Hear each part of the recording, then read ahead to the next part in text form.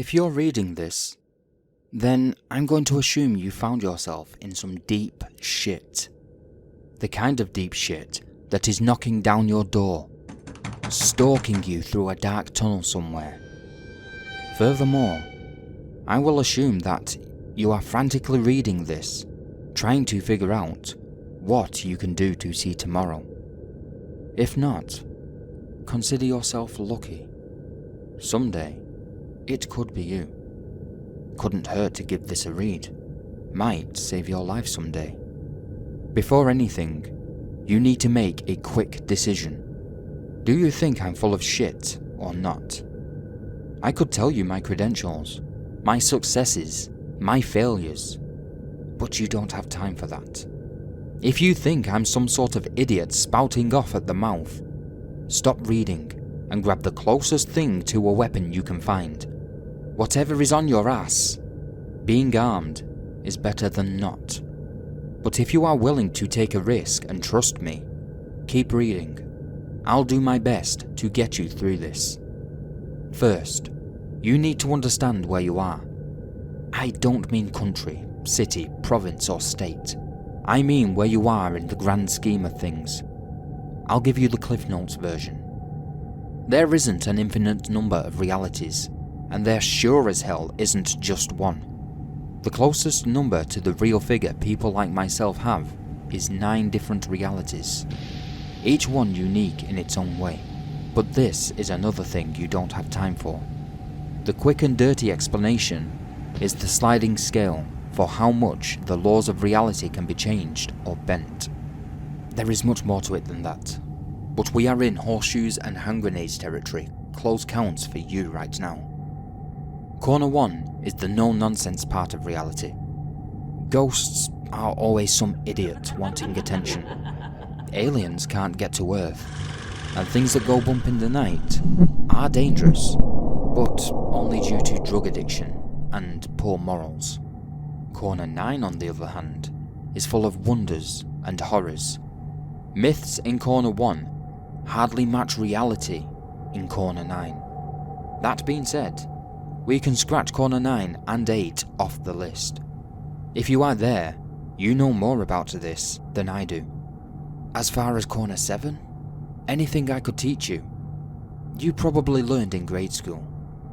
The one thing I will say though, is that you guys have something big coming you have never seen before. Maybe I'll get onto that later though. That leaves between 1 and 6. If you are in the first 4, you are in luck. The worst thing you're going to have to deal with is a person who is your physical and or mental superior. Of course, Corner 1, this will likely be a much smaller issue than in Corner 4. So we are going to handle Corner 4 first. If you are dead sure what you are dealing with isn't human, feel free to skip ahead. You're going to need the time. My first piece of advice is to prepare. My second, considering your chances of heading the first is slim, in my experience anyway, is to call the police. Whether you are dealing with Ted Bundy or some 7'5" monster with a burned face and an axe for a hand, they are going to up your chances of survival. I know, not always the case in day-to-day life, but at the very least, they can be bodies firing guns eventually. Find a place to wait it out, and let them protect and serve.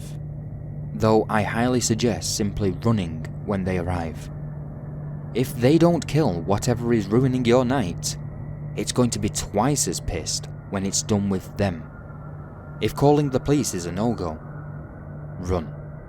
These people like you to think they can be anywhere, and while the higher end ones have skin like a rhino and can toss a Volkswagen, at the end of the day, they are just big, fast people. If you are experienced in track or endurance sports, you're in with a good chance of getting away. Take it, and don't lose your cool. It's a marathon, not a sprint. Obviously, if you have a vehicle, that is a faster getaway. But there is a reason running is sometimes the best option. This brings me to my next piece of advice. watch out for traps. The higher end people are not just faster and stronger than us, but smarter, and likely they have set up a few traps to kill or maim you, and your car is going to be the first place they set things up. What do you do if you are trapped though? If you are in a lower corner, it's a scuffle. Do some damage and get away. But if you are dealing with the big boys, I have a whole different set of advice. First, don't panic.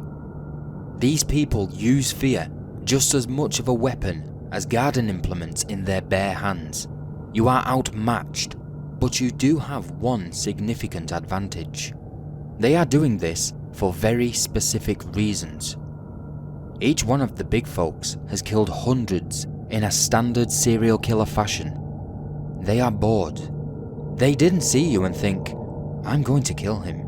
They thought, I want to break his back window at 3:14 AM, terrorize him for 1800 seconds, sever a limb, then torture him in his own home for a week.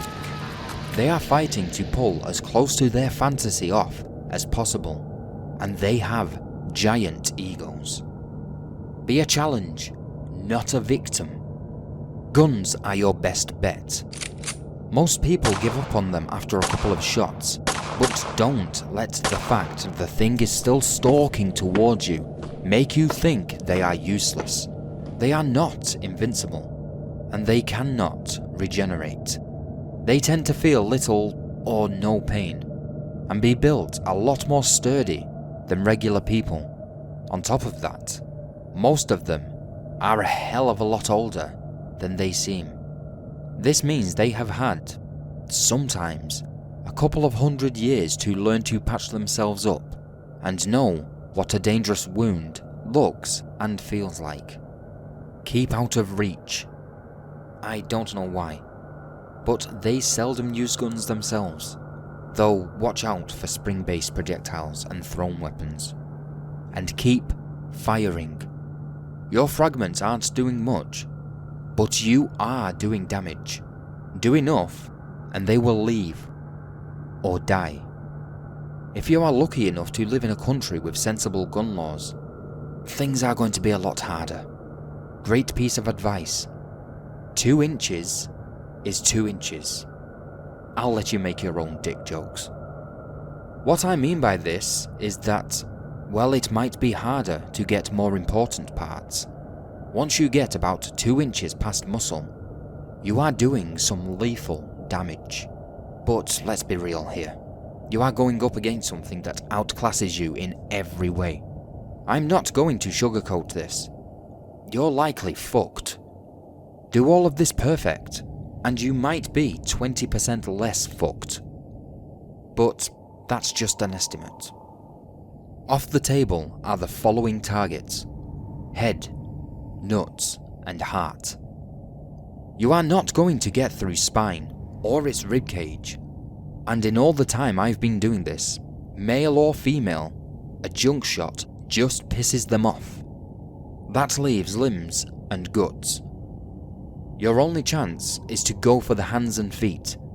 If you are massive and have swung a weapon before, you might sever a limb, but unlikely.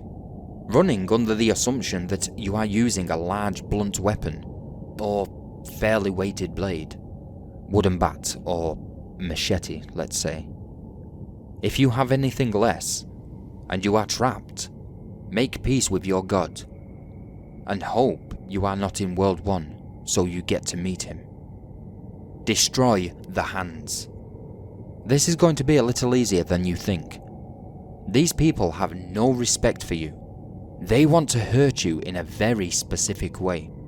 Defense isn't their first priority. Feet shot work too, but are more dicey. I've seen these bastards walking on a mangled stump, but no one can hold a 30-pound meat hook with a twisted up mess of a hand. If you still have your insides on the inside at this point, I only have one more piece of advice. Downward diagonal attacks. You want to bury a sharp weapon as deep as you can into the prick. Rip it out, and do it again. A blunt weapon, you are trying to rupture organ groups.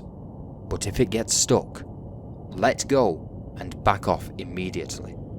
You've likely killed them, but they are petty assholes and will take you with them.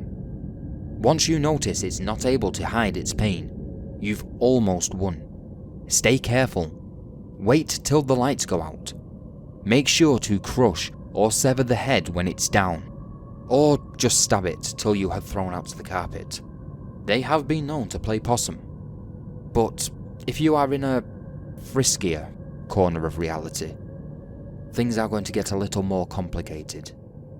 Your threats can be divided up into 3 basic categories. Sure, there is a little overlap here and there, but as I said before, close counts. 1. Normal threats. Kind of a misnomer, but these are regular things with some attribute increased or changed. Think like a 700-foot man, or a tiger with human-like levels of intellect. These are beyond the realm of common, but still, just variants on a type. 2. Metanormal threats. Threats that have been given life by some kind of ethereal energy, magic, or advanced science, but do not really wield those kinds of powers themselves. A half-man, half-porcupine, a creature raised from a dark ritual, or a revenant of an innocent victim are all good examples of this. 3. Paranormal threats. Anything that is primarily composed of ethereal energy, magic, or advanced science, and uses such to attack. Ghosts, will-o'-the-wisp, the sentient AI all fit this category. If you think you are facing category 1, you get the best news of all. All previous advice applies. Your chances of pulling it off just got reduced somewhere between 50 and 5,000%. Hey, at least you got the good news. If it is a category 2 shitting in your cornflakes, the diagnosis is a little bit worse. Weapons are good, but you're going to need information. They will have a weakness. Just pray it's something like wrought iron, not in the eye of a virgin cicada. Enough firepower is likely to take them out of the fight, but you are going to need to know what makes them tick to take them out. Take a deep breath if you are now realizing you are in category 3. Bad news. Let's start with the cleanest end of the turd first. Ghosts, demons, etc. They are not figures from your religion. I'm not going to debate you on if you have found the one true way. But believe me when I say, these are not what you are thinking. They have limits. Find them. The others though, God, that is world-ending shit. I've been lucky enough to never run across a rogue AI or something like a sentient virus, but they exist. There is no advice other than scorch the fucking earth and hope for the best. On that happy note, I'll leave you to your fate. I hope it works out for you. If you live another day, maybe I'll post some of my exploits for you, or some more advice. If you get through these kinds of situations, you tend to develop a taste for them. Best of luck, Andrew McRae.